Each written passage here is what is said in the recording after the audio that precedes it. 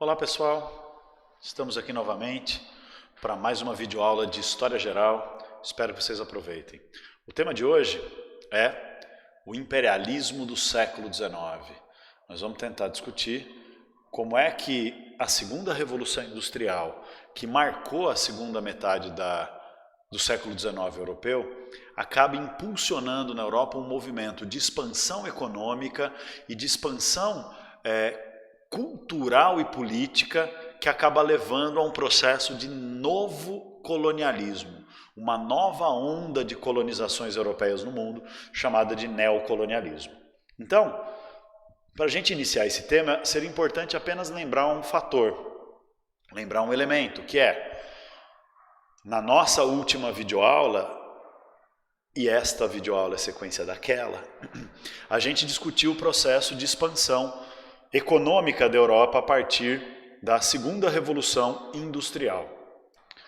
Hoje, portanto, nós vamos conversar a respeito dos desdobramentos e consequências dessa segunda revolução industrial. Então, a partir da expansão da indústria do século XIX, a Europa e do modelo industrial do século XIX, isso é importante que se diga, né? Que é um modelo baseado em dois pilares fundamentais, uma transformação revolucionária nas tecnologias da produção pela aplicação da ciência no processo produtivo, gerando máquinas, equipamentos, matérias-primas, materiais, recursos energéticos e produtos, mercadorias industriais cada vez mais modernos e cada vez mais desenvolvidos de um lado, e de outro lado, outro pilar, o desenvolvimento de uma reorganização do sistema de produção, também revolucionária, porque permitiu ampliar a produtividade do trabalho e fazer uma divisão absoluta do trabalho entre trabalhador de intelectual, trabalhador das áreas de administração e planejamento, valorizados, e os trabalhadores desvalorizados e ultraexplorados do setor de produção propriamente dito, que é o trabalho manual. Então, nesse cenário de administração racional e científica do trabalho e de expansão das tecnologias, das tecnologias industriais, nós vamos ter uma realidade em que vai ser possível uma produção crescente que, por sua vez, vai gerar uma gigantesca necessidade de matérias-primas, recursos naturais, fontes de energia que não estão disponíveis em quantidade suficiente ou não estão disponíveis de nenhuma maneira no continente europeu, e também a expansão dos mercados consumidores para absorver essa produção industrial crescente. Nesse cenário também serão necessários entrepostos de expansão comercial e dos transportes em vários setores estratégicos do mundo, como, por exemplo, a passagem do Oceano Atlântico para o Oceano Pacífico no sul da África. Como, por exemplo, regiões estratégicas na passagem ali na Polinésia do Pacífico para o Índico, né? Ou do Oceano Atlântico para o Pacífico no sul da América do Sul. Ou mesmo o canal do Panamá, que os Estados Unidos vai construir atravessando a América do Sul, o Istmo do Panamá, para interligar a navegação, o comércio, o transporte entre o Atlântico e o Pacífico, ou o canal de Suez, entre Mediterrâneo e Mar Vermelho, para interligar o contato de todo o mundo mediterrâneo, europeu, asiático e africano, com o Oriente Médio e a Índia, através do Mar Vermelho, que vai dar nas principais fontes fornecedoras de petróleo na região da Península Arábica. Então, toda essa questão estratégica, geoestratégica, da expansão do comércio, dos transportes, da navegação e das informações, isso tudo está em jogo nesse nosso processo, que é o imperialismo do século XIX. Então, não é só achar consumidores para aumentar o consumo industrial. É conquistar também mercados fornecedores de matérias-primas, recursos naturais, fontes de energia e controlar pontos estratégicos, geopolíticos, geoestratégicos de passagem entre regiões do mundo, para poder de certa forma, garantir a mundialização da economia capitalista industrial europeia e um processo de globalização, de interligação, de integração da realidade econômica mundial. Tudo bem? Por isso que é importante notar, senhoras e senhores, que nós temos uma diferença brutal entre o que foi o colonialismo mercantilista, ou seja, o colonialismo original dos séculos 16 a 18, 16 a 19, né? Que é, por exemplo, a colonização portuguesa no Brasil, e o que é o novo colonialismo que vai se originar desse imperialismo europeu. Né? Imperialismo é o processo de expansão da influência europeia com base econômica, política e econômica, política e territorial. Né? Só que o que foi o colonialismo do século XIX, o neocolonialismo, não é o que foi o colonialismo mercantilista do século XVI. No século XVI, qual era o objetivo do colonialismo?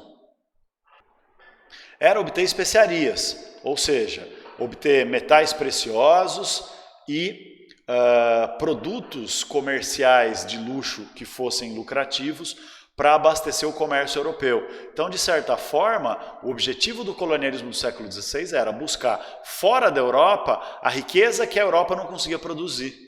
Buscar fora da Europa a riqueza que ia sustentar a expansão comercial europeia. E, portanto, a expansão da acumulação capitalista, da acumulação de capital nas mãos da burguesia. Já no século XIX, o objetivo é muito outro.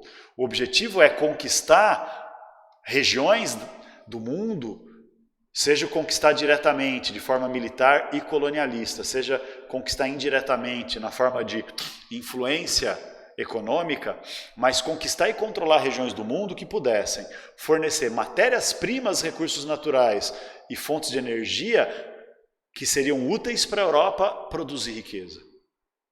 Então, enquanto o colonialismo do século XVI é mercantilista, porque a Europa não produz, a Europa só comercializa, o do século XIX é um capitalismo industrial, que, portanto, precisa de matéria-prima, recurso natural e fonte de energia que a Europa não tem, para produzir riqueza. E depois precisa de mercado consumidor e áreas estratégicas para expandir o comércio europeu e o controle europeu sobre mercados consumidores. Então, esse é um novo cenário, tá bom? Só que algumas características vão ser semelhantes, né? No neocolonialismo, a Europa vai buscar controlar as regiões pelo acordo ou pela força. Isso nos leva, então, à constatação de que existiram duas formas básicas de imperialismo no século XIX. Uma forma chamada de imperialismo formal e outra forma chamada de imperialismo informal.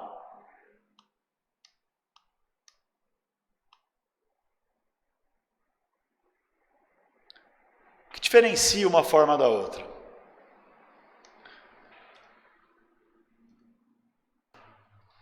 No imperialismo informal, o que aconteceu foi um imperialismo econômico.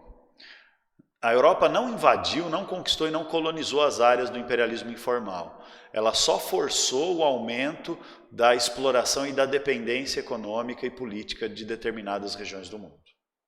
Já no imperialismo formal, o que a Europa industrializada faz é invadir, conquistar, colonizar, destruir a cultura, o modo de vida, as formas de organização social e econômica dessas sociedades em que o imperialismo formal se estabeleceu, colonizá-las, portanto, impor um novo padrão de sociabilidade, o padrão individualista, concorrencial, competitivo europeu, impor um novo padrão econômico, o padrão capitalista da exploração dos recursos, impor um novo padrão civilizacional, uma europeização dos costumes, dos gostos, das modas e dos comportamentos, e também uma europeização da mentalidade da própria religião. Então, nesse cenário de imperialismo formal, o que a Europa tem que fazer é invadir, conquistar para destruir as formas tradicionais de vida, de sociedade, de economia e de mentalidade e impor as formas capitalistas de vida, sociedade, economia e sociabilidade e mentalidade. Tá bom? Agora, por que essa diferença? Pelo seguinte, havia amplas regiões do mundo, especialmente aqui a América Latina, já que os Estados Unidos, apesar de também ter sido uma colônia europeia entre os séculos 17 e 18, os Estados Unidos têm uma história própria, bem específica, né? O que a gente vai ver na América Latina é que na segunda metade do século XIX, quando acontece a expansão imperialista europeia para abastecer a industrialização da segunda revolução industrial, a América já era uma região que tinha sido colônia europeia por 300 anos, tinha ficado independente a maior parte da América Latina durante a primeira metade do século XIX, mas tinha uma estrutura de economia, de sociedade, de mentalidade, de religião e de cultura, ou seja, eram civilizações europeizadas. É só olhar para o caso do Brasil. O Brasil ficou independente de Portugal em 1822. Só que quando Portugal deixou de colonizar o Brasil, não quer dizer que tenha mudado alguma coisa nas estruturas econômicas, sociais e culturais do país recém-nascido chamado Brasil. Então o Brasil era uma economia colonial agroexportadora, latifundiária e que produzia a partir do sistema de plantation, ou seja, a partir de um sistema de produção voltada para o mercado externo, usando trabalho escravo e dividindo a terra em grandes latifúndios para ter uma produção gigantesca, onde a riqueza era concentrada nas mãos de uma pequena elite. Era uma produção voltada para a exportação e o Brasil era importador de produtos industriais que vinham da Europa. A independência veio e nada disso mudou. O Brasil continuou sendo latifundiário, escravista, agroexportador e importador de produto industrial, controlado por uma pequena elite agrária de senhores de terra e senhores de escravo. Então, aqui a economia já era dependente da Europa, já era fornecedora de recursos naturais, recursos agrícolas e matérias-primas. Já era mercado consumidor do produto europeu. A forma dominante de mentalidade no Brasil, apesar da grande influência da população negra escravizada na formação da cultura brasileira, a influência dos povos indígenas também violentados na formação da cultura brasileira, a cultura já era predominantemente, fazia uma autoimagem, né? O brasileiro se via, né, como um descendente de europeus. Então, os padrões de consumo, os padrões de moda, os padrões de mentalidade, os valores, já eram europeizados.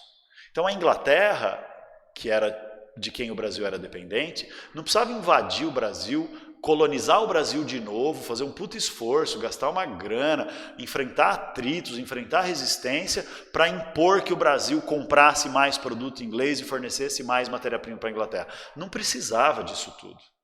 Bastava a Inglaterra fazer o que aqui no Brasil? Aprofundar o que já estava acontecendo. Fazer uma pressão política sobre os governos do Brasil independente, como fez sobre Dom Pedro I, como fez sobre o governo regencial e como fez sobre Dom Pedro II. Fazer uma pressão econômica sobre o Brasil para aumentar essa dependência.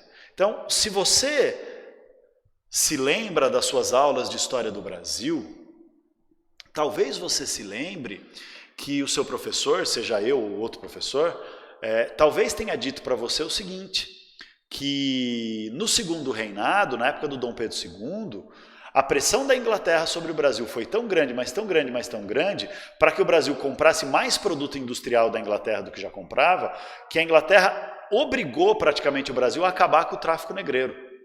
Acabar com a compra de escravos africanos, para que a escravidão no Brasil fosse terminando aos poucos, para os fazendeiros irem se adaptando aos poucos à falta de trabalho escravo, e esse trabalho escravo fosse substituído por trabalho livre, que recebe salário, que compra produto industrial europeu, para aumentar o mercado consumidor. Lembra? A pressão da Inglaterra foi tão grande que, em 1831, o governo regencial assinou um acordo com a Inglaterra chamado Lei Feijó Barbacena, que foi apelidada de Lei para Inglês Ver, em que o governo brasileiro dizia que qualquer pessoa que desembarcasse da África no Brasil não era escravo, era livre, mas o governo brasileiro não criava mecanismos de fiscalização e punição para os traficantes de escravo. Então falou para a Inglaterra que acabou, mas na prática não acabou. 19 anos depois, o Brasil não teve mais escolha. Em 1850, teve que fazer a Lei Eusébio de Queiroz para acabar com o tráfico negreiro no Brasil. Outro exemplo é a tarifa Alves Branco, de 1844. O governo brasileiro tentou criar um imposto alto para produto importado para fortalecer o governo, para cobrar imposto e fortalecer o governo. Mas a Inglaterra pressionou tanto até o Brasil cancelar essa tarifa e voltar a cobrar impostos ridiculamente pequenos da Inglaterra. Isso impediu qualquer chance do Brasil se industrializar e tornou o Brasil ainda mais dependente de comprar produto industrial inglês. Então isso é o imperialismo informal. Isso é a pressão econômica e política que os países, as potências industrialistas europeias faziam sobre os países da América do Sul para forçá-los a se tornarem ou ampliarem sua dependência econômica para se fortalecerem como mercados consumidores de produtos europeus e fornecedores de matérias-primas e recursos naturais. Tudo bem? Isso é então o que eu estou chamando aqui de colonialismo ou imperialismo informal, porque é um imperialismo econômico, não é uma invasão e uma colonização propriamente dita. É só aprofundar o que já acontecia. Já em outros lugares, especialmente na África e na Ásia, fazer essa pressão não seria suficiente. Por que na África e na Ásia fazer a pressão do imperialismo informal não seria suficiente? Porque vastas regiões da África e da Ásia, a maior parte dos povos africanos e asiáticos, não estava ainda numa situação de integração em relação à economia europeia e ao capitalismo europeu. Ou seja, a maior parte dos povos da África e da Ásia não eram fornecedores de matérias-primas, recursos naturais e fontes de energia para a Europa. Tinham sistemas econômicos próprios que não dependiam da Europa. Economias às vezes agrícolas, às vezes de caçadores e coletores, às vezes economias artesanais, manufatureiras, mas tinham sistemas econômicos próprios que tinham uma dinâmica interna de funcionamento, que não era ligada e não dependia do capitalismo industrial europeu. Sociedades que tinham culturas milenares, que tinham valores civilizacionais milenares, que tinham formas de organização social que não eram baseadas no sistema capitalista de classes sociais que a Europa queria impor no mundo. Então, nessas regiões em que a mentalidade do povo não era europeizada, os costumes, as tradições e o estilo de vida não era europeizado, em que a sociabilidade, ou seja, as relações sociais não eram capitalistas, em que a economia não era capitalista dependente da Europa. Não bastava fazer pressão nesses lugares. Nesses lugares, o que os países industriais europeus e também Estados Unidos e Japão vão ter que fazer? Não basta pressionar, eles vão ter que fazer o quê? Vão ter que invadir. Vão ter que dominar e vão ter que impor pela força a transformação da mentalidade, da cultura, da civilização, do estilo de sociedade, da base econômica, ou seja, vão ter que destruir o modo de vida desses povos para impor o modo de vida europeu, para que esses povos se transformem no que eles não eram, para que eles se transformem em trabalhadores disciplinados nas indústrias de mineração e extrativismo mineral europeias, para que se transformem em trabalhadores disciplinados das indústrias petrolíferas, para que se transformem em trabalhadores disciplinados e obedientes nas indústrias de transformação mineral europeias que iam se instalar na África e na Ásia. Para essa galera ser mão de obra barata. Tinham que destruir o modo de vida deles e obrigá-los a trabalhar para os europeus. Além disso, tinha que mudar seu modo de vida social e sua mentalidade para eles desejarem consumir os produtos europeus, para eles desejarem ser mercado consumidor europeus. Então tinha que impor as religiões europeias, as línguas europeias, a mentalidade europeia. E isso é um processo violento que vai enfrentar muita resistência e por isso vai ter que ser um neocolonialismo, ou seja, um novo sistema de colonização baseado nas necessidades da exploração industrial. O neocolonialismo. E é por isso, por exemplo, que os países europeus vão fazer uma verdadeira partilha da África e da Ásia. Olha que louco! Em 1885, os principais governantes dos principais países industriais europeus vão se reunir lá em Berlim, na Alemanha, porque os países europeus estavam tretando entre si pelo domínio de territórios coloniais na África. Então eles vão se reunir em Berlim, na Alemanha, por vários meses, entre 1884 e 1885, vão abrir o mapa da África lá em cima da mesa e vão negociar quais potências ficam com quais territórios africanos e asiáticos. cagando e andando para as necessidades ou interesses dos povos africanos. Essa conferência de Berlim, que fez a partilha territorial do continente africano, vai dar numa realidade em que a divisão da África é formada por muitas linhas retas, né, que foram traçadas no mapa com régua, compasso, linhas traçadas no esquadro, ou seguindo acidentes naturais, tipo cadeias de montanha ou rios, ou simplesmente impondo de forma arbitrária divisões de acordo com os interesses europeus, às vezes, olha só, dividindo entre dois países europeus diferentes o controle sobre um mesmo povo. E às vezes colocando um único país europeu para comandar um território, que os europeus dividiram aquele território, para que ali dentro tivesse povos africanos inimigos que iam ficar em guerra entre si, e ia facilitar o domínio europeu. Então os europeus estimularam os conflitos, estimularam os problemas étnicos, os problemas de disputas econômicas, territoriais, políticas tradicionais da África, porque os povos africanos são povos humanos, têm sua história, têm seus conflitos, têm suas contradições.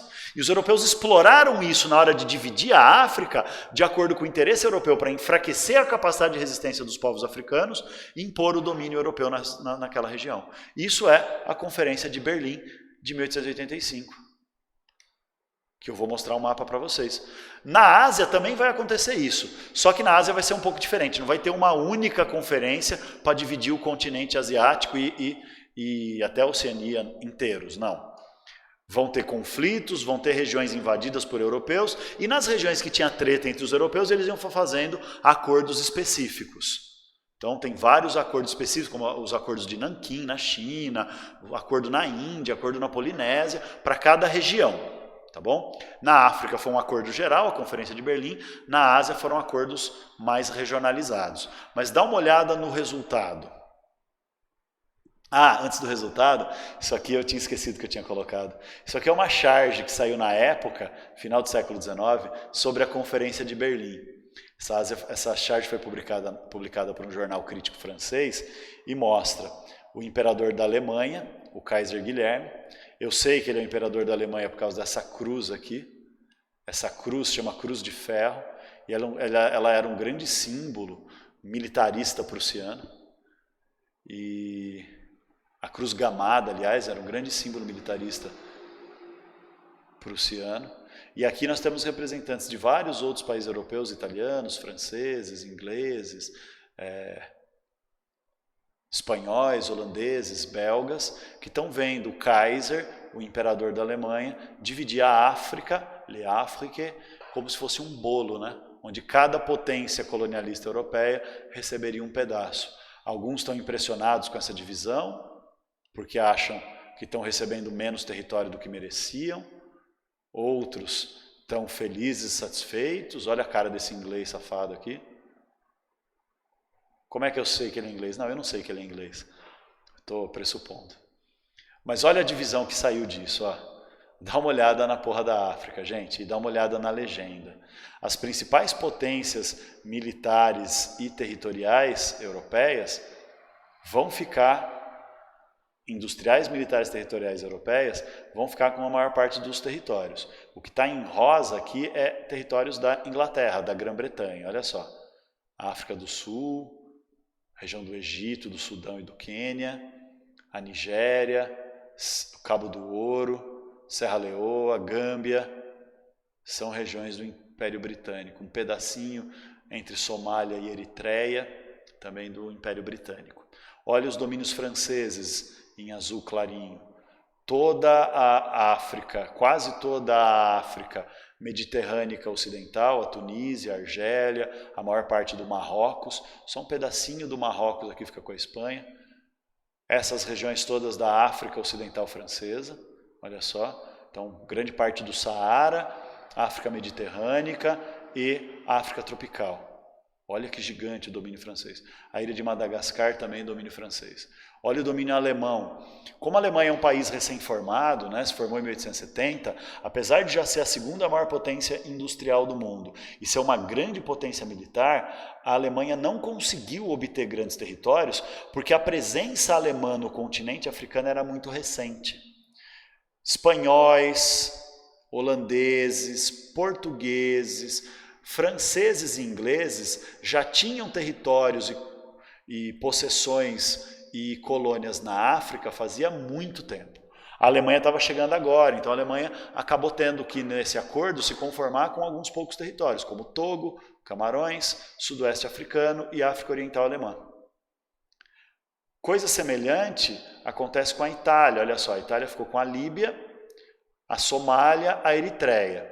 A Itália também ficou com a Abissínia pela divisão feita pela Conferência de Berlim. Mas os italianos, quando invadiram a Abissínia, tomaram pau dos abissínios, que é um povo quase tão antigo quanto os egípcios, só que tinha um grau de desenvolvimento econômico bem maior do que o Egito nessa época. E os italianos, que eram militarmente meio bosta, não conseguiram dominar a Abissínia. Nós vamos ter também algumas colônias portuguesas, muito mais pela história do que propriamente pelo poder português, né? Que eram as regiões onde Portugal pegava escravo, desde a era de colonização do Brasil, Angola, Moçambique e Guiné. Não confunda com a Nova Guiné, que é aqui, ó. Nova Guiné é aqui na Oceania. A Guiné é aqui na África, perto do Golfo da Guiné, né? Então, territórios portugueses, olha só, tem alguns territóriozinhos holandeses, mas aqui na África não, a Holanda ficou de fora da divisão da África, mas tem territórios espanhóis, como o Rio do Ouro e o Marrocos espanhol, aqui bem no nortezinho, no Estreito de Gibraltar. A gente tem o Congo belga, a enorme colônia belga. A Bélgica não conseguiu muitas colônias, mas a colônia que ela conseguiu é gigante e num território ininterrupto, com saída para o mar, inclusive. Essa aqui é a foz do rio Congo, que é um grande rio africano, que era o principal caminho de penetração belga ao interior do Congo para extrair recursos naturais e matérias-primas, como marfim, diamantes, ouro, madeira, minérios, metais e outros recursos, diamante e outros recursos. Tá bom? Então essa é a divisão da África. Dá uma olhada na divisão da Ásia e da Oceania. Essa foi um pouco menos complexa, porque poucas potências imperialistas estavam fazendo jogo de poder ali. Então veja, nós temos fundamentalmente domínios ingleses, no que hoje é a Índia e regiões próximas da Índia, né? Índia, Paquistão, não lembro o nome dessas outras regiões aqui, desculpa. Tem uma coloniazinha portuguesa aqui na Índia, que era desde a época das buscas de especiarias. Portugal conseguiu manter Goa como sua colônia na Índia e conseguiu manter, cadê um pedacinho aqui que não vai dar para ver, mas o Timor-Leste aqui em algum lugar da Polinésia. Eu não lembro onde fica o Timor-Leste, gente, me desculpa. Nós temos uma colônia francesa chamada Indochina, que é onde hoje é Vietnã, Camboja, Laos e Tailândia. Nós temos uma pequena colônia estadunidense, que roubou da Espanha, por sinal, as Filipinas. Nós temos colônias holandesas, Bornéu, Índias neerlandesas, Java e metade da ilha da Nova Guiné. A outra metade é dividida entre alemães e ingleses, que também dominam a Austrália, Tasmânia e Nova Zelândia.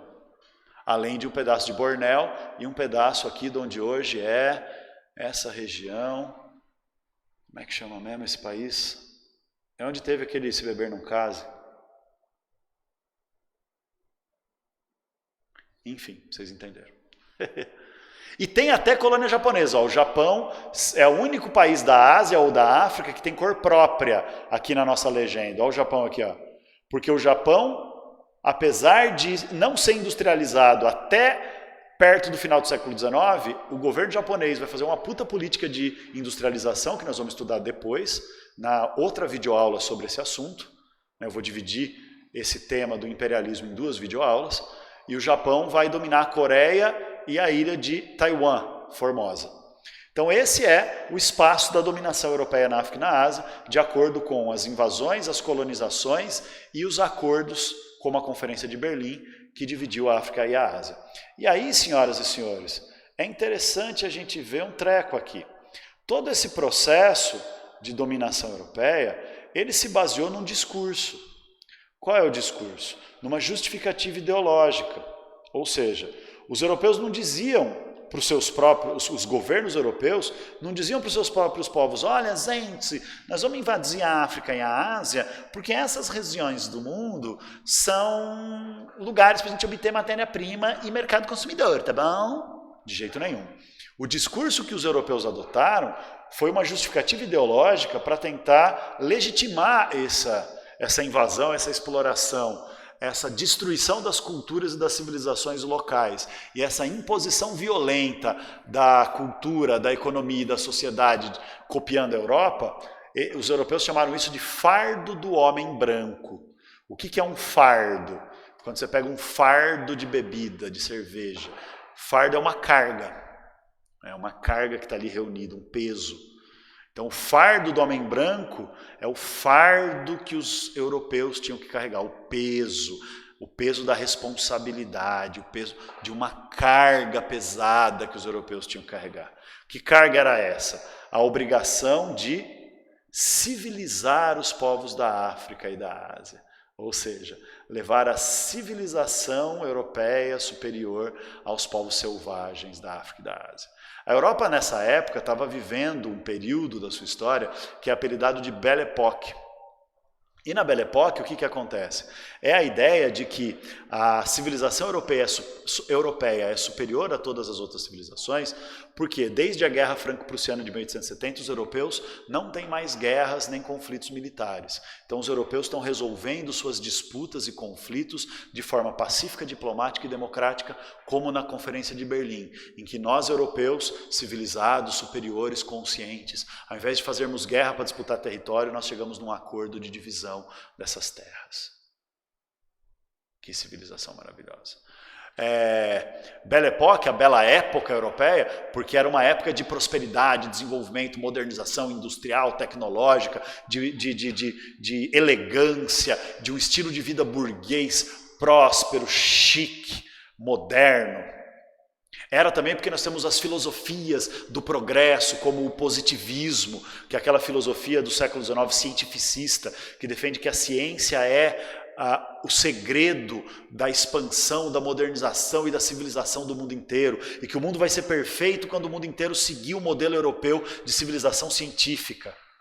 E que a ciência, e não a luta de classes, que a ciência e não as revoluções, que a ciência e não a luta coletiva dos trabalhadores, a ciência é que vai resolver todos os problemas, a ciência que vai acabar com todas as formas de exploração, a ciência que vai acabar com as injustiças, a ciência que vai criar um mundo perfeito, porque a Europa já era esse mundo perfeito da ciência, do capitalismo, do progresso e da modernização. Essa é a Belle Époque. Claro que não era uma Belle Époque para os povos, para os operários e para os povos trabalhadores da Europa. Para eles era uma belle merda, que eles viviam sem direitos, sem garantias, sem salários dignos, numa condição subhumana e miserável. Claro que não vai ser uma Belle Époque para os povos africanos e asiáticos, porque isso é apenas um discurso ideológico que tenta legitimar e justificar a expansão, a conquista, a colonização dos povos afroasiáticos e a destruição do seu modo de vida, dos seus costumes e das suas sociedades, como se isso fosse algo bom para eles. Os europeus estão fazendo uma boa ação, levando a civilização aos povos atrasados, que vão deixar de ser atrasados. Então, não é uma exploração colonial, é um peso que o branco europeu carrega de ter a obrigação de levar a civilização aos povos atrasados e não civilizados. É por isso que os funcionários coloniais dos países europeus na África, que eram pessoas geralmente pobres, marginalizadas, que em Londres ou em Paris seriam um pouco mais que um monte de cocô de cachorro no canto da esquina, na África e na Ásia eles se sentiam verdadeiros senhores da civilização,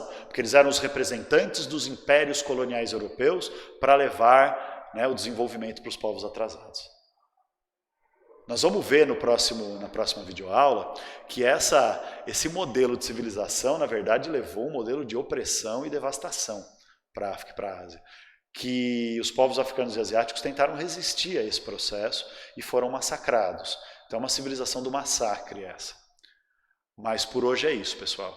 Espero que eu tenha conseguido ser claro, que vocês tenham conseguido entender o contexto gerador desse movimento do imperialismo do século XIX, tenham conseguido entender a diferença entre as diferentes formas de imperialismo e neocolonialismo, e que a gente tenha conseguido perceber, então, a hipocrisia desse discurso do fardo do homem branco. Tá bom, gente? Muito obrigado, então, pela atenção de vocês e até a próxima. Um abraço.